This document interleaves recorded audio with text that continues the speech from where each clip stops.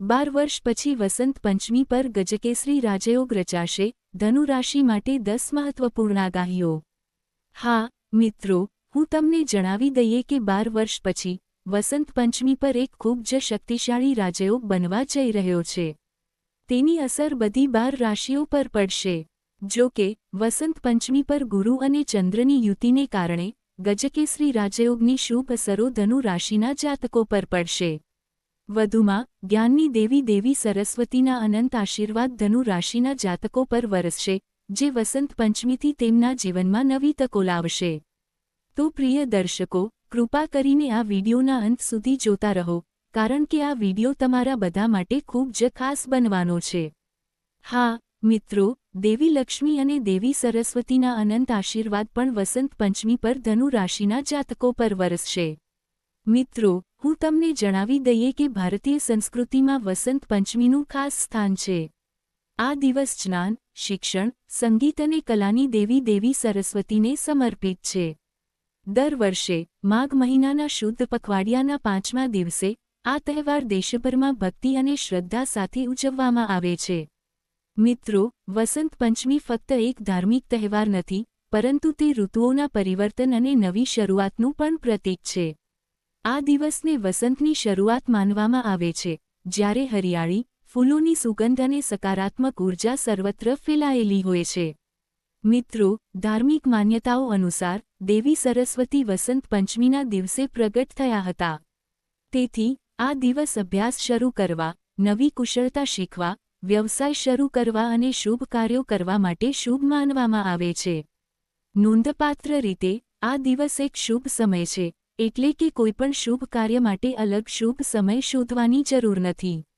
વર્ષ 2026માં વસંત પંચમીનો તહેવાર 23 જાન્યુઆરી 2026ના રોજ સવારે 2:28 વાગ્યે આવશે। પંચમી તિથિ 24 જાન્યુઆરી 2026ના રોજ સવારે 1:46 વાગ્યે સમાપ્ત થશે। મિત્રો, આ વર્ષે પૂજાનો શુભ સમય સવારે 7:13 થી બપોરે 12:33 સુધી રહેશે। દરમિયાન 12 વર્ષ પછી વસંત પંચમીએ રાજયોગો સાથે અનેક શુભ યોગોની રચના થશે। આ ધનુ રાશિના જાતકો માટે ફાયદાકારક સાબિત થશે। મિત્રો, વસંત પંચમીએ શિવયોગ, સિદ્ધિયોગ, રવિ યોગ અને સર્વાર્થ સિદ્ધિ યોગ જેવા અનેક શુભ યોગોની રચના થશે।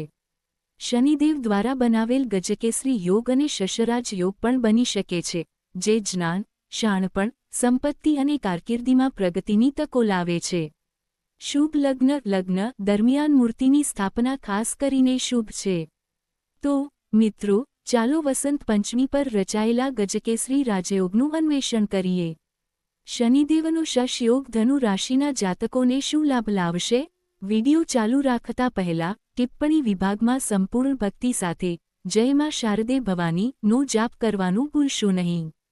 તેમજ વિડિયોને લાઇક કરો, ચેનલને સબસ્ક્રાઇબ કરો અને શેર કરો, જેથી તમે શારદા દેવી અને લક્ષ્મી દેવીના આશીર્વાદ મેળવી શકો। તો મિત્રો, ચાલો ધનુ રાશિના જાતકો માટે ગજકેસરી રાજયોગના ફાયદાઓ શોધીએ। ધનુ રાશિ માટે પહેલી આગાહી કહે છે કે 12 વર્ષ પછી વસંત પંચમીના શુભ અવસર પર રચાયેલા ગજકેસરી રાજયોગના પ્રભાવથી ધનુ રાશિના જાતકોને તેમના કારકિર્દી સંબંધિત સંઘર્ષો અને મુશ્કેલીઓમાંથી રાહત મળી છે। મિત્રો, વસંત પંચમી પછી હવે તમને તે મુશ્કેલીઓમાંથી રાહત મળવાની શક્યતા છે। હા મિત્રો, 12 વર્ષ પછી દેવી સરસ્વતી અને દેવી લક્ષ્મીના સંયુક્ત આશીર્વાદ તમારા પર વરસશે અને ગજકેસરી રાજયોગનો પ્રભાવ તમારા માટે શુભ પરિણામો લાવશે। તમારી કારકિર્દી સંબંધિત લાંબા સમયથી ચાલી આવતી અસ્થિરતા, વ્યસ્ત સમયપત્રક, તણાવ અને માનસિક અશાંતિ હવે શાંતિ અને સ્થિરતા લાવવાની શક્યતા વધી રહી છે। હા મિત્રો, આ યોગ તમારા માટે ફક્ત ગ્રહોની જોડી નથી, પરંતુ ભાગ્યમાં પરિવર્તનનો સંકેત છે। અત્યાર સુધી તમે જોયું હશે કે તમારી સખત મહેનત છતાં તમને સમયસર પરિણામ મળી રહ્યું ન હતું। ક્યારેક પ્રમોશનમાં વિલંબ થયો હતો, ક્યારેક તમે નોકરી બદલી હતી પરંતુ ક્યારેય સંતોષ મળ્યો ન હતો। તમે એક સમયે ખૂબ મહેનત કરી હતી પણ સફળતા મળી ન હતી, પરંતુ હવે ગુરુ અને ચંદ્રના યુતિથી બનેલો ગજકેસરી રાજયોગ તમારા કાર્યોને ફળદાયી બનાવવા માટે સંપૂર્ણ રીતે જાગૃત થઈ રહ્યો છે। મિત્રો, દેવી સરસ્વતી જ્ઞાન, શાણપણ અને યોગ્ય ગણશ્યોની દેવી છે. જ્યારે તેમના આશીર્વાદ ગજકેસરી રાજયોગ સાથે જોડાય છે, ત્યારે છુપાયેલી પ્રતિભાઓ બહાર આવે છે. શાંતિથી મહેનત કરી રહેલા ધનુ રાશિના વ્યક્તિઓ હવે નેતૃત્વપદ, ઉચ્ચપદ અથવા નવી જવાબદારીઓ પ્રાપ્ત કરશે. મિત્રો, વસંત પંચમીથી શરૂ થતા આગામી મહિનાઓમાં નોકરી કરતા લોકો માટે પ્રમોશન, બેરોજગારો માટે સારી તકો, નવા ગ્રાહકો અને વ્યવસાયો માટે વિસ્તરણ અને સરકારી ક્ષેત્રમાં કામ કરતા લોકો માટે સમૃદ્ધિ અને સ્થિરતાની શક્યતા છે. મિત્રો, આ સમય તમારા માટે સુવર્ણ યુગ રહેશે, જ્યાં તમે યોગ્ય સમયે યોગ્ય નિર્ણયો લઈ શકશો. ગજકેસરી રાજયોગ તમારી બુદ્ધિને તેજ બનાવશે અને શનિદેવનો ટેકો તમને શિસ્ત અને ધીરજ આપશે. કારકિર્દી ઉપાયો: વસંત પંચમી પર દેવી સરસ્વતીને પીળા ફૂલો, પીળા વસ્ત્રો અને કેસર મિશ્રિત દૂધ અર્પણ કરો. એ સરસ્વતીએ નમઃ મંત્રનો 108 વખત જાપ કરો. કોઈ વિદ્યાર્થી કે જરૂરિયાતમંદ વ્યક્તિને પુસ્તક કે પેનનું દાન કરો. આનાથી તમારા કરિયરમાં આવતા કોઈપણ અવરોધો ધીમે ધીમે દૂર થશે. ધનુ રાશિ માટે બીજી આગાહી કહે છે કે 12 વર્ષ પછી વસંત પંચમી પર બનનારા ગજકેસરી રાજયોગ અને અન્ય શુભ યોગો ધનુ રાશિના જાતકોની નાણાકીય સ્થિતિમાં નોંધપાત્ર અને સકારાત્મક ફેરફારો લાવશે. હા, મિત્રો, જે લોકો લાંબા સમયથી ભંડોળનો અભાવ, વધુ પડતું ઉધાર લેવું અથવા બચત કરવામાં અસમર્થતા જેવી સમસ્યાઓનો સામનો કરી રહ્યા છે, તેઓ હવે રાહતનો સમય અનુભવી રહ્યા છે. ગજકેસરી રાજયોગ ગુરુના વિસ્તરણ અને ચંદ્રના મજબૂતીકરણને લાવે છે. આ તમારી આવક, રોકાણો અને નાણાકીય ગણશ્યોને સીધી અસર કરે છે. તમે હવે વધુ સમજદાર નાણાકીય નિર્ણયો લેશો, જે ભવિષ્યમાં મજબૂત નાણાકીય પાયો બનાવશે. દેવી સરસ્વતીના આશીર્વાદથી તમારી બુદ્ધિ શુદ્ધ થશે, જે તમને ખોટા રોકાણો ટાળવામાં અને તકો ઓળખવામાં મદદ કરશે. વસંત પંચમી અટવાયેલા ભંડોળની ચૂકવણી, જૂના દેવાથી મુક્તિ, આવકના નવા સ્ત્રોતોના ઉદ્ભવ અને અચાનક નાણાકીય લાભની શક્યતા પણ લાવે છે. ધનુ રાશિના વેપારીઓ માટે આ સમય ખાસ કરીને શુભ છે. નવા સોદા, ભાગીદારી અથવા ઓનલાઈન વ્યવહારો દ્વારા આવકમાં વધારો થઈ શકે છે. નોકરી કરતા લોકોને પગાર વધારો, બોનસ અથવા વધારાની આવકની તકો મળી શકે છે. મિત્રો, આ યોગ એ પણ સૂચવે છે કે દેવી લક્ષ્મી હવે તમારા ઘરમાં કાયમ માટે નિવાસ કરશે. ધન આવશે અને રહેશે. ગજકેસરી રાજયોગનું આ સૌથી મહત્વપૂર્ણ લક્ષણ છે. ધન વધારવા માટે વસંત પંચમી પર દેવી સરસ્વતીને હળદર સાથે પીળા ચોખા ભેળવીને અર્પણ કરો. શ્રીહરિ ક્લી સરસ્વતી નમઃ મંત્રનો જાપ કરો. છોકરીને પીળા વસ્ત્રો અથવા મીઠાઈઓનું દાન કરો. નંબર 3. ધનુ રાશિ માટે ત્રીજી આગાહી કહે છે કે 12 વર્ષ પછી વસંત પંચમી પર રચાયેલ ગજકેસરી રાજયોગ અને દેવી સરસ્વતીના વિશેષ આશીર્વાદથી ધનુ રાશિના જાતકોના જીવનમાં શિક્ષણ, જ્ઞાન અને બૌદ્ધિક વિકાસનો સુવર્ણ અધ્યાય શરૂ થશે. હા, મિત્રો, આ સમય સ્પર્ધાત્મક પરીક્ષાઓ, સંશોધન, લેખન, શિક્ષણ અને જ્ઞાન સંબંધિત તમામ ક્ષેત્રોની તૈયારી કરતા વિદ્યાર્થીઓ માટે અત્યંત શુભ રહેશે. ઘણા વિદ્યાર્થીઓએ જોયું હશે કે સખત મહેનત કરવા છતાં તેઓ એકાગ્રતાનો અભાવ, વિક્ષેપ અથવા આત્મવિશ્વાસનો અભાવ અનુભવે છે. જો કે, દેવી સરસ્વતીના આશીર્વાદથી, વસંત પંચમીથી, તમારી બુદ્ધિ, યાદશક્તિ અને નિર્ણય લેવાની ક્ષમતા વધુ તીવ્ર બનશે.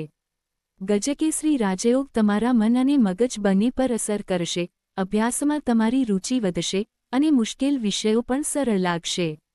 યુપીએસસી, એસએસસી, બેંક, રેલવે, શિક્ષક ભરતી અથવા અન્ય કોઈપણ સરકારી પરીક્ષા જેવી સ્પર્ધાત્મક પરીક્ષાઓની તૈયારી કરતા વિદ્યાર્થીઓ માટે આ સમય એક વળાંક સાબિત થઈ શકે છે.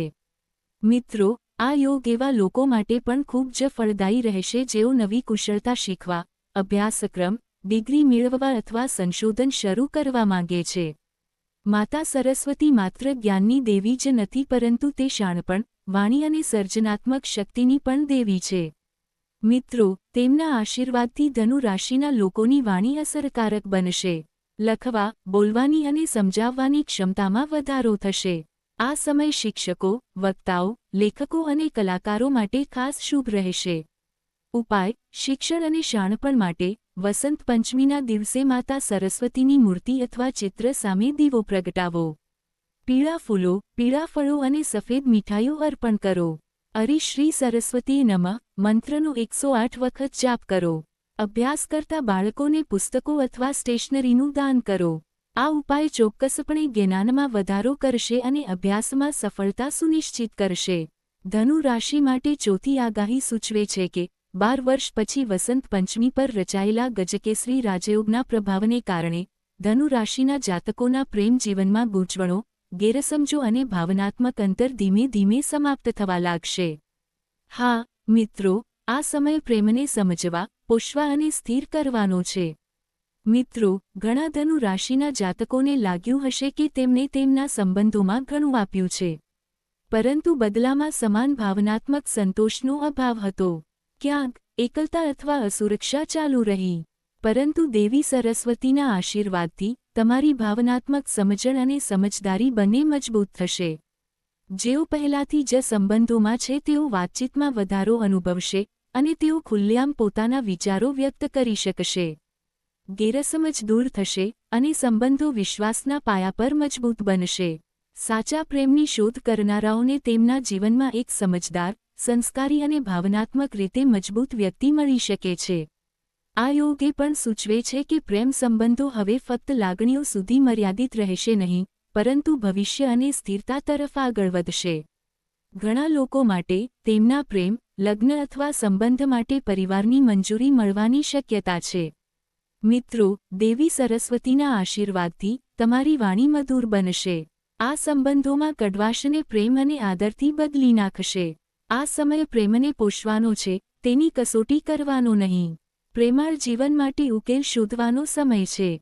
વસંત પંચમી પર દેવી સરસ્વતીને સફેદ ફૂલો અર્પણ કરો.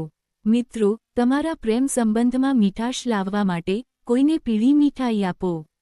એ સરસ્વતી નમઃ મંત્રનો જાપ કરો.